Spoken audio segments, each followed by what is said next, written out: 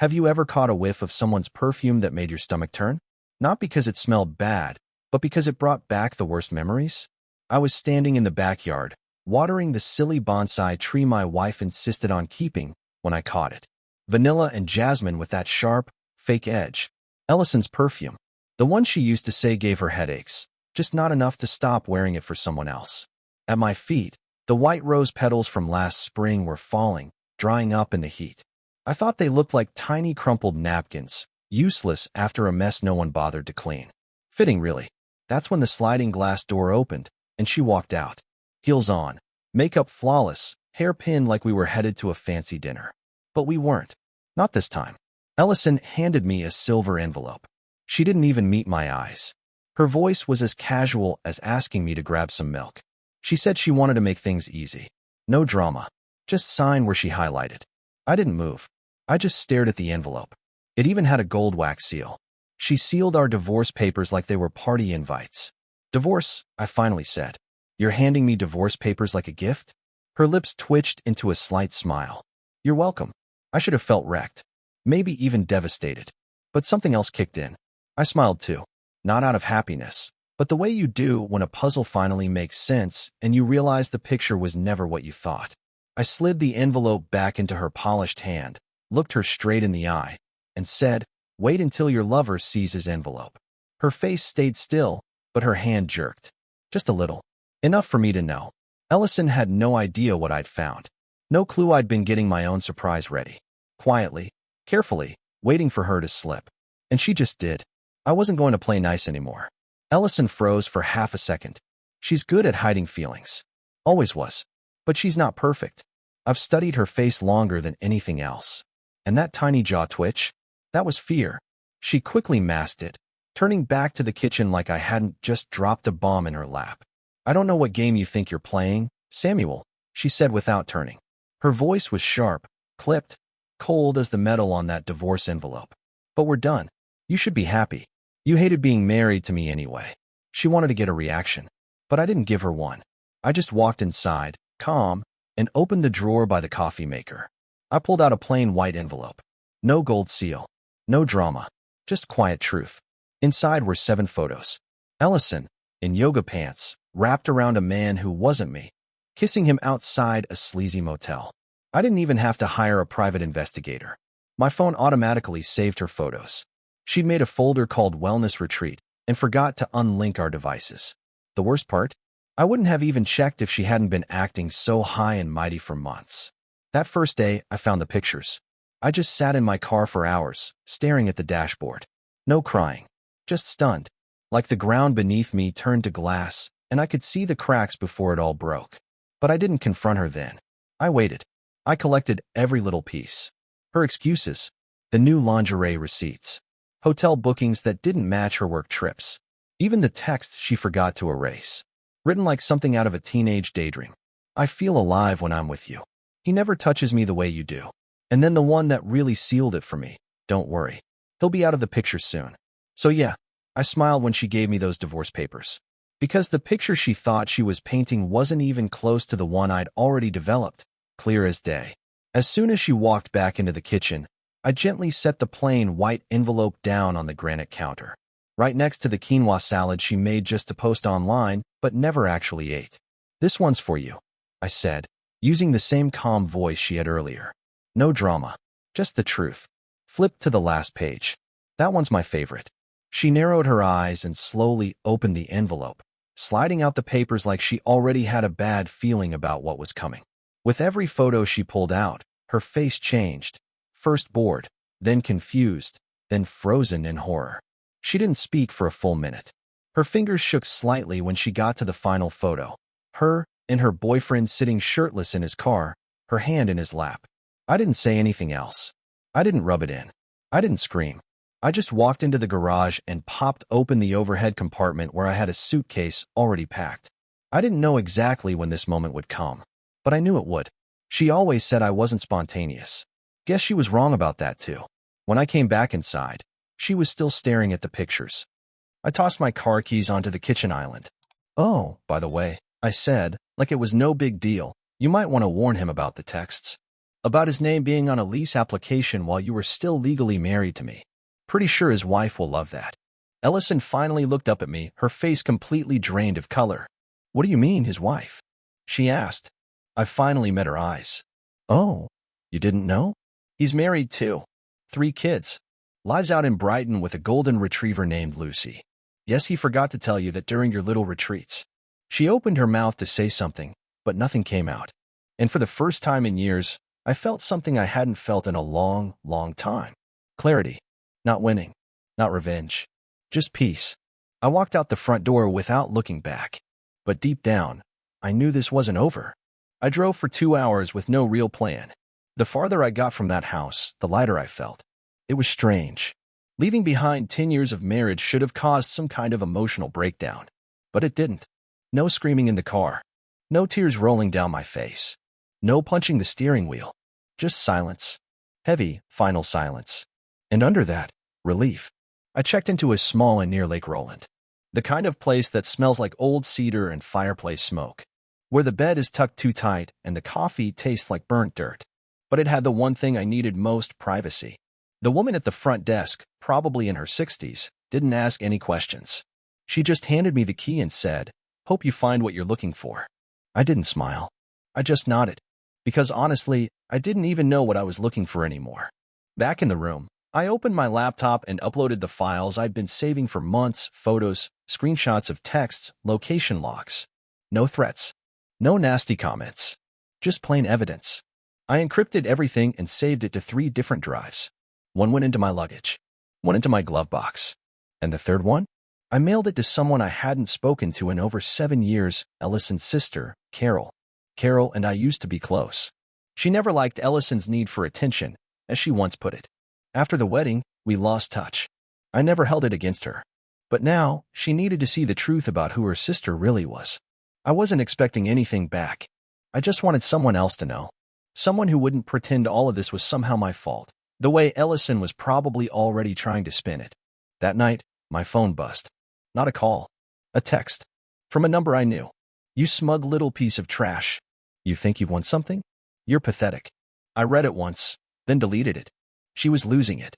The calm, polished version of Ellison was cracking. The version she showed the neighbors, her book club, her coworkers. That confident, put-together woman with the perfect Pinterest life was falling apart. And I knew why. Because appearances meant everything to her. And I had just shattered the glass house she lived in. The next morning, while I was choking down a dry scone in the Lodge Cafe, I got another message. This one was from a number I didn't recognize. "We need to talk."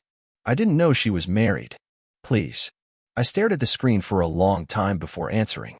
"Then why were you in a hotel room with her while she still had my last name?" No response. 10 minutes went by. Then another message. "I made a mistake. Don't destroy me." That's when it hit me. He wasn't worried about me. He was scared for his own life. His family. His job. He had more to lose than Ellison ever did. She had been reckless. But he had been stupid. And now, I had leverage. I didn't want revenge. But I wanted him to learn something Ellison never understood. Actions have consequences. And when you treat people like they don't matter, sometimes the ones you toss aside land on their feet, and they don't forget. So I made a plan. I waited 2 days, long enough for Ellison to stew in the unknown. Then I went back to the house.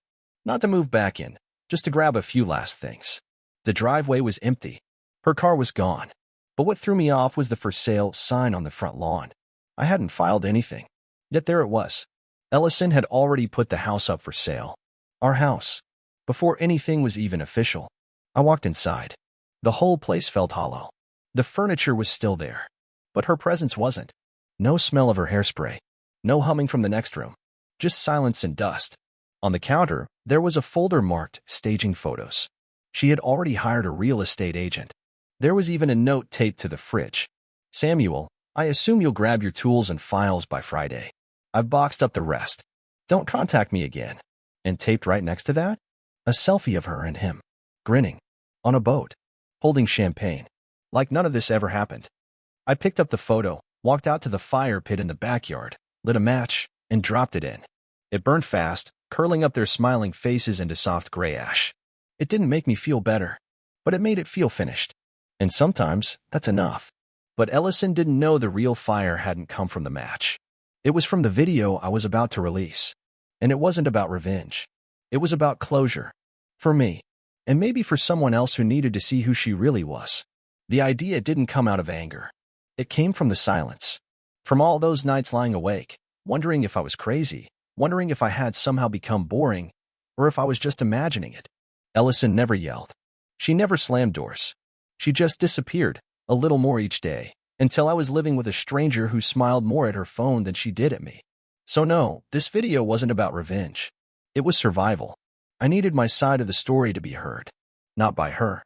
Not by her boyfriend. By someone who knew what it felt like to be stuck in a life you thought was real, only to find out you were the only one who didn't know you were in the wrong story. I booked a small studio 2 towns over, tucked into a business park. Nothing fancy, just a camera, a stool, and a guy behind the lens who didn't ask questions. I didn't write a script. I didn't rehearse. I just sat down, stared into the camera, and spoke the truth. Not loud. Not dramatic. Just plain and steady. I told how we met. I talked about our wedding, how Ellison looked right at me and promised she'd never betray my trust, how she called me her home. I talked about the night she said she was working late, and I sat at the table with dinner getting cold. I talked about the day I realized she had memorized someone else's body instead of mine. Then I pulled out the photos. I showed the text messages. I even played a voicemail, one where she called him baby, and said she wished I would just sign the papers and disappear. I didn't yell. I didn't swear. I just looked straight into the camera and said she handed me divorce papers like they were a gift. I smiled and said I had a better one. The final shot was a still photo. Ellison's boyfriend walking into a middle school auditorium, holding hands with his wife and kids. And across the screen were the words, he didn't know either. I uploaded the video privately. No names. No addresses. No faces shown clearly. Everything blurred enough to protect anyone innocent. It wasn't blackmail. It was truth. A clean break. A line drawn. Then I sent it to 2 people, Ellison's boss, the same guy who had invited us to his lake house last 4th of July, and her boyfriend's wife. Then I shut off my phone. That same evening, I checked out of the lodge and drove to my cousin Noah's place in Montana. Noah's a carpenter. Doesn't own a TV. Doesn't bother with social media. I told him I needed a few weeks of quiet. He gave me his guest room and handed me a set of tools. I started sanding down wood just to feel something solid under my hands. For the first time in a year, I slept all the way through the night. 3 days later, Noah walked into the shed with a look that told me the piece was about to end. "You're getting mail, man," Noah said. "And I'm not talking about junk. People are actually sending you letters." He added, "I checked your old email too. Looks like a therapist shared your story online. It's taking off." I didn't know how to process that. I never wanted to go viral. I wasn't looking for sympathy or followers. But deep down, a small part of me felt seen. And then I got a message I never expected. It was from Carol. I watched it, and I cried. "I'm sorry I left you alone in that marriage," she said. "I should have spoken up years ago. I'm with you now." I didn't know how to answer. What do you even say when someone finally sees the pain you've been living with for years? I typed, deleted, retyped, and finally just sent, "Thank you for seeing me." That night, Noah and I sat by the fire, drinking whiskey, and I told him the whole story. For the first time, I didn't feel ashamed. I didn't feel like less of a man because I had been betrayed. I felt clean, like I had finally cut away something that should never have been part of me. But Ellison? She wasn't finished yet. The next morning, Noah handed me his phone. "She's called my landline 5 times, he said.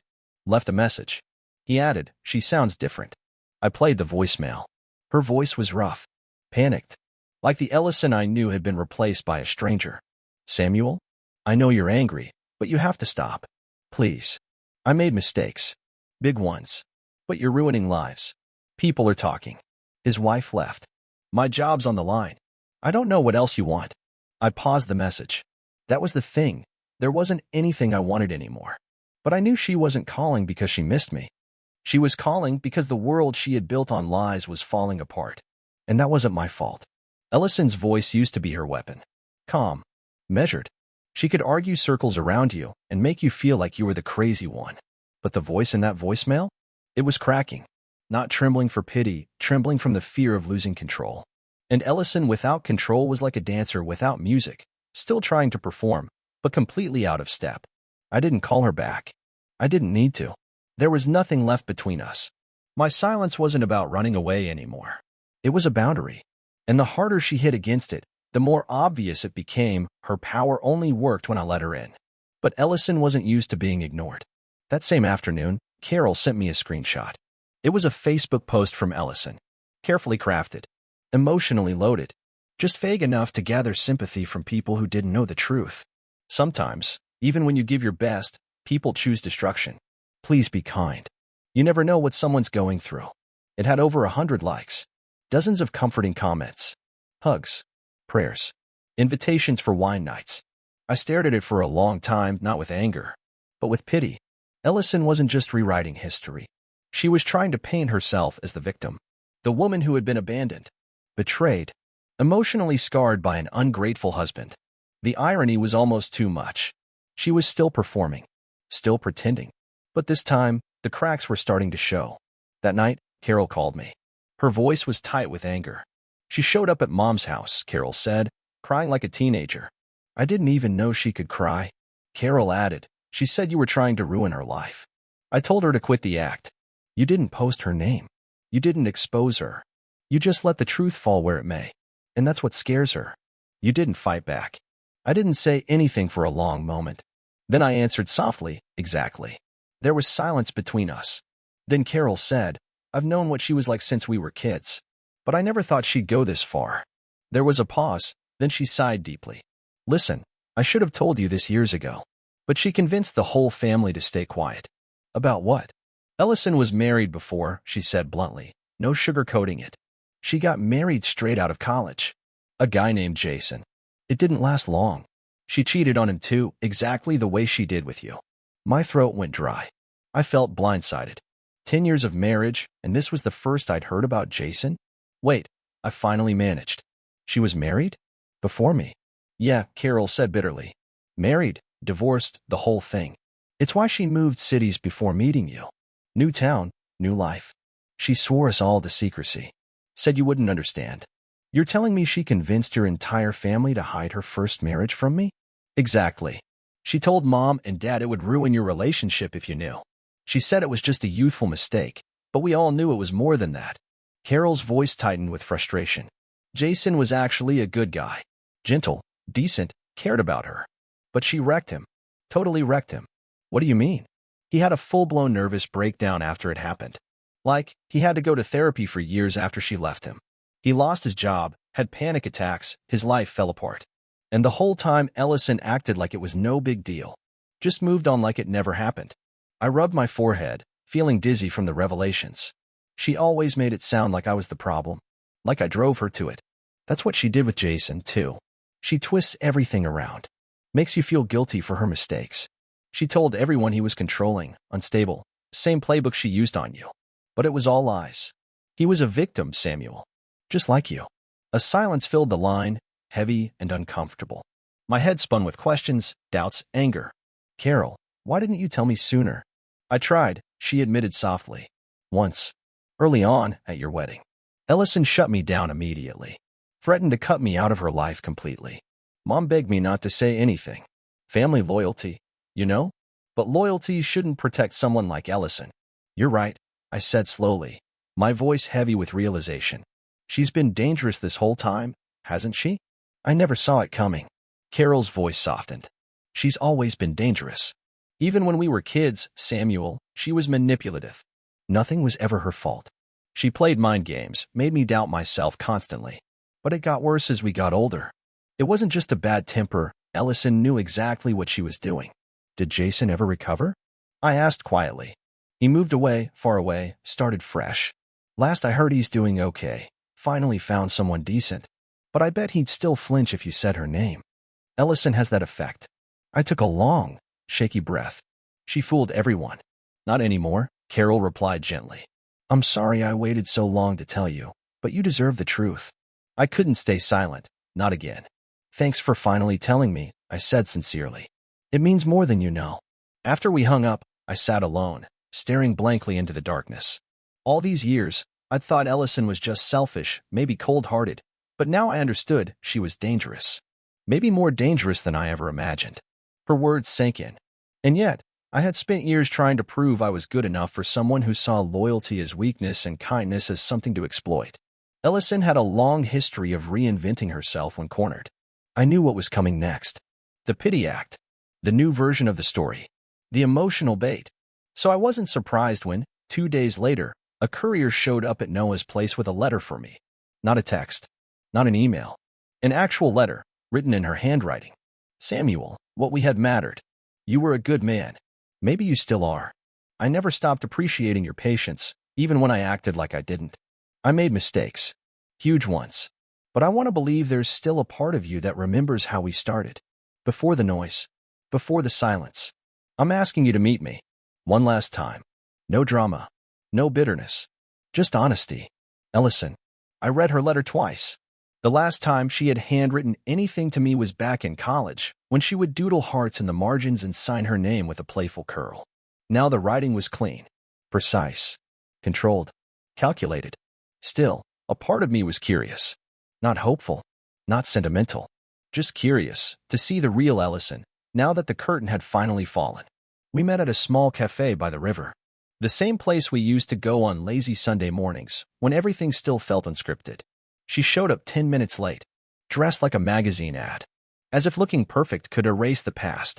She wore sunglasses, even though the sky was overcast. When she finally took them off, her eyes weren't sad. They weren't apologetic. They just looked tired, worn.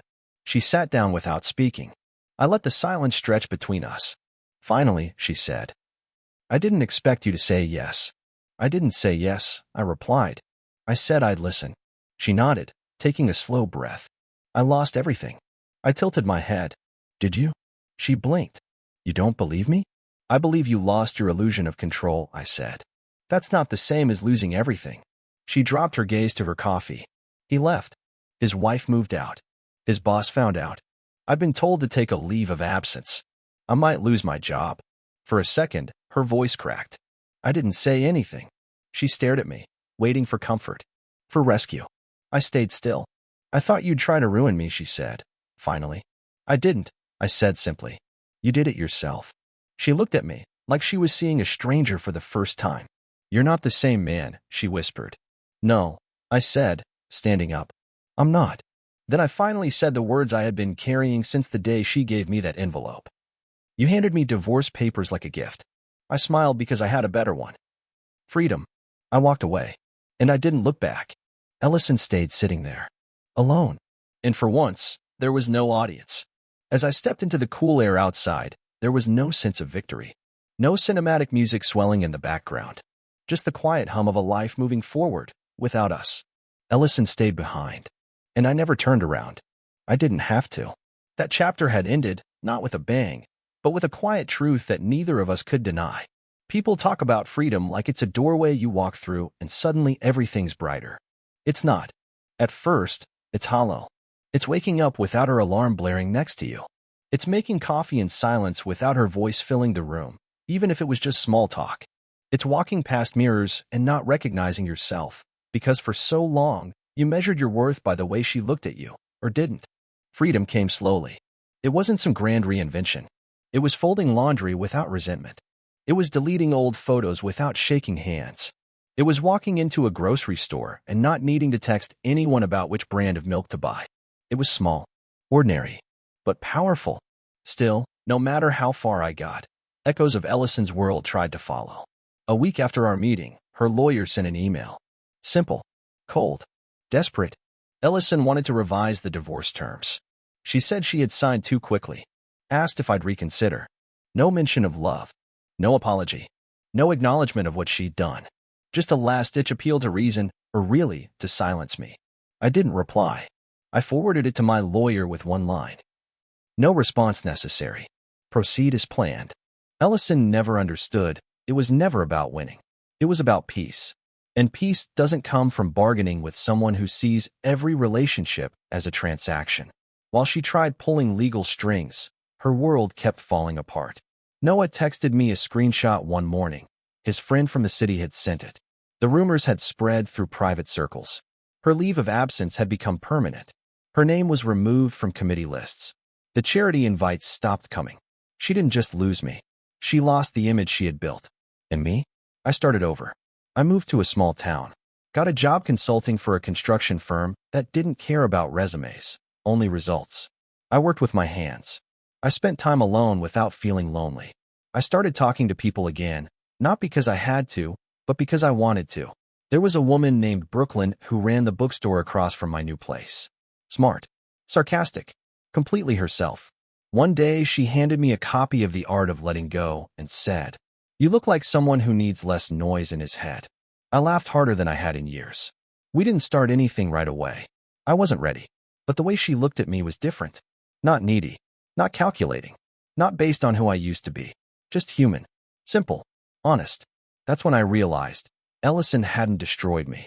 She had revealed me, stripped everything away until I could finally see myself clearly. Not as a victim, not as a man scorned, but as someone who had once settled for emotional scraps, thinking that was love. It wasn't. And if there's one thing I've learned, it's this. Silence doesn't mean weakness. Sometimes, silence is the sound of a man rebuilding himself, one steady brick at a time, without needing anyone's permission. Because real peace isn't when the storm ends. It's when you stop letting other people bring the rain. Nearly 5 months had passed since I last saw Allison. No more letters. No more voicemails. No more legal tricks. She vanished from my world like smoke after a fire. I thought that was the end. Until one day, I got a message from a blocked number. Not a text. A video. I hesitated, but curiosity always wins. She was sitting in what looked like a hotel room. Dim light. Smeared makeup. Not real tears, but staged ones. She stared into the camera like she was preparing for a performance. "Samuel," she began, her voice shaking a little. "You probably won't watch this whole thing, but I need to say something, and I need it recorded." I paused it there. That phrase, "I need it recorded," hit me in the gut. This wasn't for me. This was strategy, documentation. I let it play. She rambled about mistakes, confusion, things spiraling out of control. Then her body shifted. Her tone cooled, and she got to the real reason. "I need you to confirm I never coerced you," she said. "That everything between us was consensual. That I never manipulated or emotionally abused you." She said my side of the story was ruining her career. That people were getting the wrong idea. There it was. The final move. Not an apology. A defense. An attempt to rewrite history. Again. I didn't respond. I didn't threaten. I documented everything. I sent the video to my lawyer, along with every piece of proof. Photos. Emails. Her own texts. My lawyer just shook his head. "She's testing you. Don't blink." I didn't. I wasn't afraid anymore. I wasn't even angry. I was detached. Watching her sink into a storm she created, still trying to blame the sky. But Ellison wasn't done trying. A few days later, Brooklyn showed up at the cafe holding her phone. "Someone sent me something about you," she said quietly. It was a private message from a fake account. Vague accusations about me being unstable and controlling. No signature. But the wording, the style, the rhythm, it was Ellison. She wasn't just trying to save herself. She was trying to poison anything good I was building. I gave Brooklyn her phone back and said, "She used to be my wife. She still hates that she can't control the story anymore." Brooklyn didn't flinch. She just nodded and said, "Maybe it's time you wrote your own ending." Those words stuck with me. I wasn't playing defense anymore. I wasn't cleaning up her messes. I was building a life she couldn't reach. Not a rebuttal. Not revenge. A real life. 6 months passed. Ellison's noise faded into nothing. No more fake accounts. No more messages. Her fire died without oxygen. And me? I rebuilt. Slowly. Patiently. I painted the kitchen. Got back into hiking. Adopted an old, loyal mutt named Max. Brooklyn stayed around. We talked. We laughed. We lived, without performance. One Sunday, I went to the lake where Ellison and I once stood. I pulled the old divorce papers from my jacket, and I let the wind take them. I didn't watch them sink. I turned around. And I walked away, toward a life not built from what I lost, but from who I chose to become. I wasn't the man she betrayed. I was the man who survived it. And there's nothing more powerful than realizing that closure doesn't come from getting an apology. It comes from waking up one day, looking in the mirror, and knowing she doesn't own a single piece of me anymore. And I'm finally completely whole.